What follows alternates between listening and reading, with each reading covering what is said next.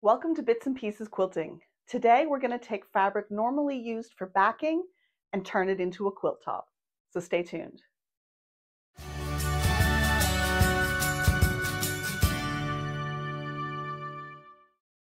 Hi, I'm Michelle, and today I want to show you how to take some leftover flannel backing and turn it into a fabulous, cozy quilt. So let's dive right in. My favorite backing for a quilt is flannel. Being from Canada, I really like the extra coziness and the extra warmth that flannel brings to a quilt. But like most quilt projects, when you cut your backing piece, there's often pieces of leftovers. And if that's regular fabric, that can go back into your collection. But if it's flannel, I've just been tossing it all into a really big bucket. And what I'm going to do with all of these leftovers is try and turn them into a trip around the world quilt. So I have some 5-inch squares here from a previous project. These are all flannel, it's all the same texture. And I've gone through all of my other ends of flannel and I've pulled out everything that fits with a gray, blue theme, with some exceptions. As you can see, there's a purple in here. There's some of these bright multicolored pieces, but they have some grays and blues in them. So I think they're going to add some dynamism and some brightness to what I have in mind. I may not use everything. We'll have to see how the layout starts to look once I start the layout. But this is going to be what I'm going to start with. This was not the full collection of my flannel. That came out of a very large bucket, a very large Rubbermaid, but these are all of the things that fit the same theme. Now, those of you who have seen my videos before know that this is Bits and Pieces Quilting, and one of the things that I've also pulled out are these smaller pieces. This is a collection of fabric that doesn't look like it's going to be enough to get a 5-inch square out of. These are some thinner, narrower pieces, as well as a little stack here that I think are going to be wide enough for a 2.5-inch binding. But as I'm starting to build my project, I want to keep these smaller pieces in mind because we may be able to piece some pieces like this one is in case we need them in the project. So this is going to be really exciting. I'm going to cut up all of these pieces of flannel into 5-inch squares, lay it out in a trip around the world layout, and I'll take you through all these steps so that you can do this too. I think it's going to be a really great way to use up these bits and pieces. These are the things that match the theme that I'm going for in the grays and the blues. The things that didn't make the cut, they're going to just go back into the bucket. So I've got some beiges and creams and some red and pink. This is blue, but it's got the little Cars, Disney's Cars creatures on it. And I'm not making a kid's quilt, so this isn't going to get included. There's some Star Trek fabric from a quilt that I made for Jason a number of years ago. Those haven't made the cut and will go back into the bucket of leftover flannel. I've got some more beiges and creams here. I've got some black and whites. Got all kinds of crazy things. None of this is going to go into this project, but I will put it all back into the scrap bucket and save it for another bit of inspiration in the future. So to the drawing board with the flannel, to the cutting table with the flannel, get this cut up into 5-inch squares, and then I'll show you how to plan a layout when you're not really sure what you're starting with. So I have been super busy cutting lots and lots of 5-inch squares and piecing a few, as you can see here. And it turns out I have way more flannel than I thought I did. I'll put a photo in here of all of the flannel that I still have left sitting on the top of the flannel storage bucket, and it's a lot. I will need some binding edges, so some of that will be used for binding, but it turns out I actually have enough here for 2 quilts. So for reasons that I will explain in a minute, you need an odd number of squares for the odd number of, an odd number of rows and columns for this project. So I've decided on a 13 by 17 layout. These are 5-inch squares, so they will finish at 4.5 inches in the final project. And that will give me a project that is 58.5 by 76.5. And this is a size that I think is excellent. It's almost 60 by 80, just a little bit shy of that. And that's a size I really like for a TV quilt, something for an adult that's still big enough to cuddle, but it's not necessarily a bed quilt. And because of the odd layout, the odd number of rows and columns, 13 by 17, I need 221 squares. So what I have here is actually 2 complete projects. As I was cutting out these grays, I thought, wouldn't that make a really elegant project with just the different shades of gray? So I've decided that's going to be one project. And then back here, this was sort of the original idea for the grays and the blues and perhaps the purples and the multicolors to all come together. So this is going to be the second project. I'm going to set this one aside for now because I want to show you the challenge of laying this out when you're working with scraps. So because you're working with scraps, you don't really know where you're going to start.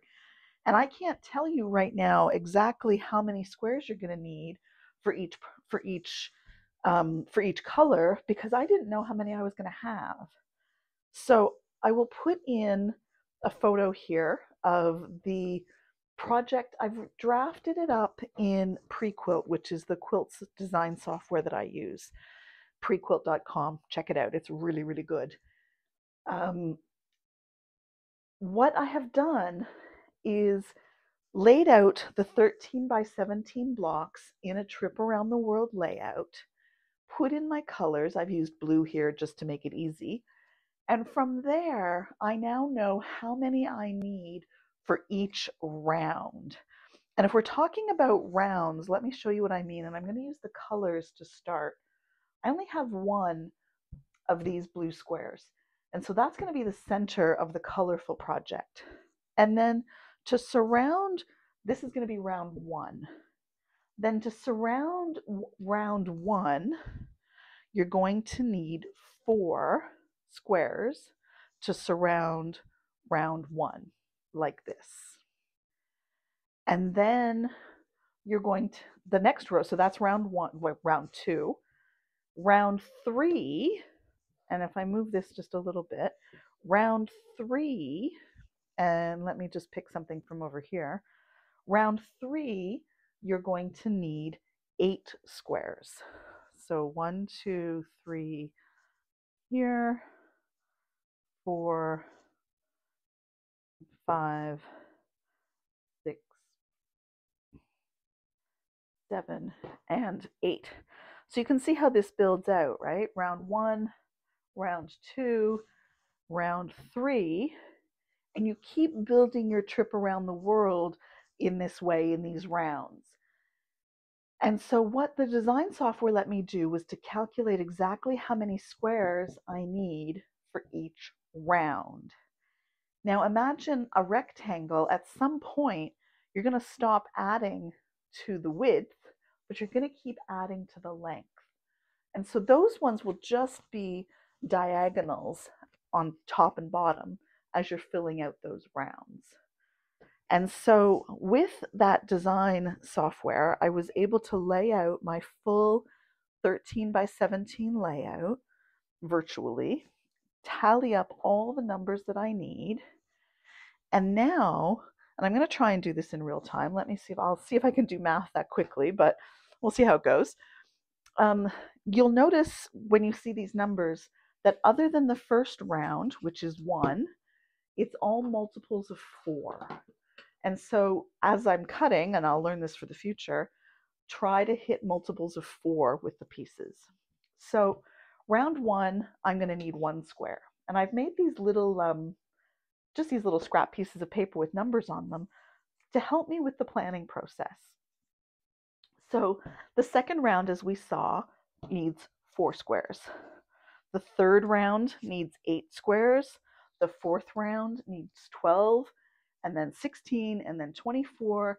And then the largest round to go edge to edge needs 26 squares. And then because we're going to have 26 squares in that diagonal edge to edge, that's our biggest round. The next round will not join at the edges, but it also still needs 26 squares. And then we count backwards again to 24, 20, 16, 12, 8, 4 to finish out the project. So what I have done is I have made these little scrap pieces of paper with all of the numbers of squares that I need for each round. So I need, as we said, 1 in the middle, then 4, then 8, then 12, then 16, 20, 24, and 26. Then we need another row of 26, and then we count back down again to 24, to 20, to 16, to 12, 8, 4. Does that make sense? I hope so. And what is going to happen now is I can look at all my piles and see what I've got to figure out which colors are going to go where. And I want to make sure that I make the best use of these pieces that I have, because I have exactly 221, which is what I need, but I want to make sure I have enough for each round. So, like I said, I'm going to try and do this in real time. I've made a little list here of the numbers that I have, and I think it's going to be important to start with the 26, because I want to make sure that I have enough of any of these individual squares. So for example, for the light gray, I only have 22. So that's not going to work for this round. But I have 56 dark gray and I have 28 shells. Now 28 would work. I could just pull, I need 26. I could just pull 2 off this pile and make this one of my rounds of 26. But 2 isn't a multiple of 4. So that's probably not a great place to use it. But with 28, if I pull off 4, then this could be one of my piles of 24. And then these 4 can go over here where I need 4 squares. Do you see how that makes sense? So from the grays, I know I have 56 dark gray. So I'm going to count out 26 and put those here, and that will leave me with 20. No, that's going to leave me with 36. Oh gosh, there's going to be a lot of dark gray in this. So let me do this quickly because I don't think I can talk and count at the same time. All right, so from the pile of 56, I've counted out 26, and those are going to go here. So now I know that I have 36 of these still. But let me find another 26 because these are going to go side by side.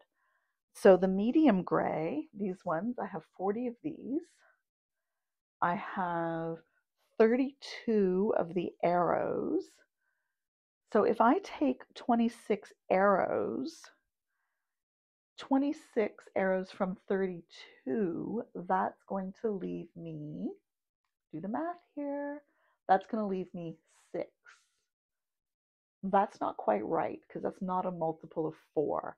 So I don't think that I want to use the arrows as one of my 26. I think I probably want to use either the mottled gray or the light gray, the medium gray, because I have enough of those. And I think maybe the mottled gray is going to look good. So let me count out 26 of those. I have 57 in this pile. All right, so from this pile of 57, I have 26 gray, light mottled gray, 26 dark. So that's good.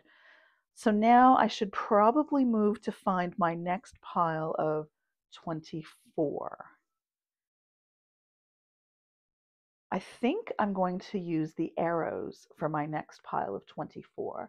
So I have 32 in total, and if I take off 24 from my pile of 32, that's going to leave me with 8 squares left, which is perfect because I need 8 higher up in the project. So I'm just going to count out 24 of these. There we go. So I have 24 here, and that leaves me with 8, 2, 4, 6, 8, which I will add here.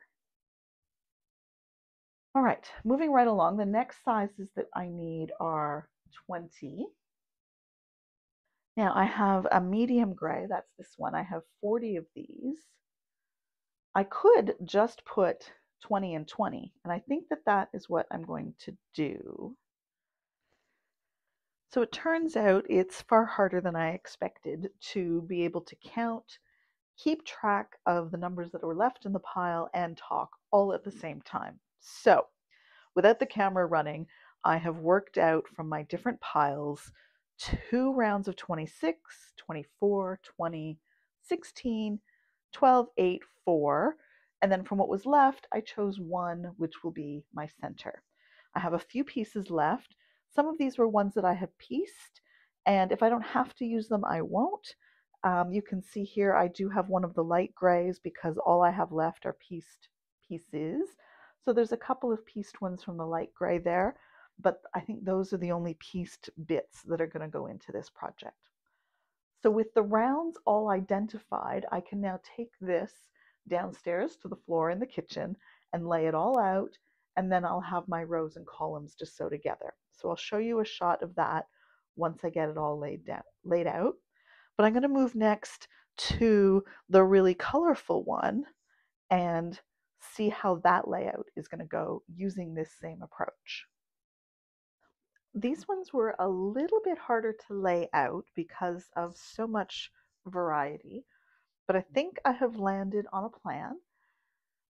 You'll see here in the pile for 20, I'm going to use the same ones. They're going to be separated in the quilt, so the same ones will be fine. Same here for the pile for 8s. You may notice the piles are a tiny bit thin here. I need 5 more gray, and I have some of that as well, so that's not going to be a problem. And I'm going to need 3 more blue, so I'm going to cut this blue to get those 3 extra pieces. So that'll be enough for the final project. Unfortunately, I just couldn't find a space. This is just a single square, so there's no use for that, unfortunately. There's only 3 of these confetti ones, so as it's not a multiple of 4, that's not going to work. I've got 2 purple, I've got 2 of these stained glass ones, and 2 of the blue plaid left. But these will just go into my stack of 5-inch flannel squares, and I'll find another use for them down the line in the future. So I'm going to go and lay out the gray one and then this colorful one, and I'll talk you through that. And then as we come to sew them together, they're just flannel, so it's just rows and rows of squares to sew together. But I will come back with a few tips and tricks around sewing and working and cutting with flannel. This is the first part laid out. You can see we've got the center square there, and then a row of 4, 8, 12, 16, 20, and then a row of 26. Not exactly a multiple of 4, but that's because these end points are missing. If I was going to make a square, I would need 28 squares, and I would put the dark gray on either side here and here. But because I'm making a rectangle, I only need the 26 squares. So the next row is going to be the same thing. It's another 26. It'll come in here, and then I'll start to fill out the corners to make the rectangular shaped trip around the world. I think it's looking really smart, quite a lot more elegant than I thought it was going to be, but I'm really happy with it. So back down on the floor for the next set of rows. So here it is all laid out on the floor. You can really see that trip around the world effect, I think, with the different colors all swirling around that center. And I hope you can see why you need an odd number of rows and columns for this project, because that center point, everything builds out from there.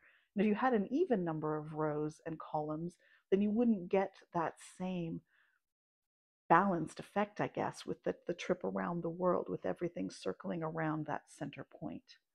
I think it looks really great.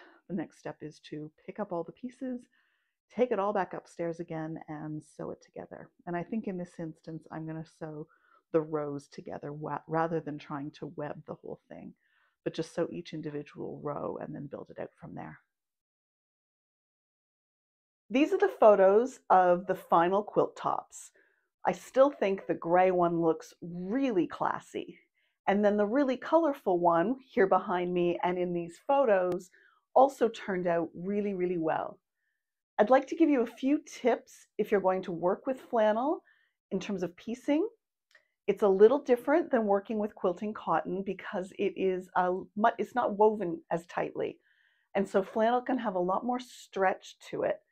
And so even if you've cut your pieces really accurately, you may find that there is still quite a lot of movement in those pieces as you try to sew them together.